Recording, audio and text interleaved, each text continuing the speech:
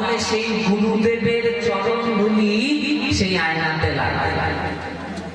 এই জগতের আয়নায় যদি ময়লা লাগে সেটা কাপড় দিয়ে মুছলে পরিষ্কার হয়, কিন্তু মন ময়লা যদি অপরিষ্কার হয়, মনের আয়না যদি ঘোলাটে হয়ে যায়, সেটা কাপড় দিয়ে পরিষ্কার করা যায় না। সেটা পরিষ্কার করতে গেলে শ্রী গুরুদেবের চরণ ধুলির প্রয়োজন হয়। তাই তো বৈষ্ণবের ধুলির এত মাহাত্ম্য। গুরুদেবের ধুলি সবাই চরণ স্পর্শ করে, বৈষ্ণবের চরণ স্পর্শ করে, হরিবাসরে সবাই গড়াগড়ি পারে। কেন বলতো? সেই ধুলির লালসায়। বৃন্দাবনে গিয়ে সবাই দেখবে না ধুলি মাখামাখি করে, ধুলি খেলে। যেখানে হরিবাসর হয় সেখানে গড়াগড়ি যায়। কেন?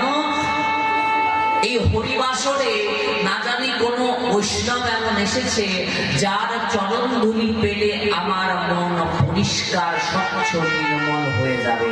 তাই ধুলির মাহাত্ম্য। এটা হলো ব্রজের ধুলি। ও ধুলি মাখো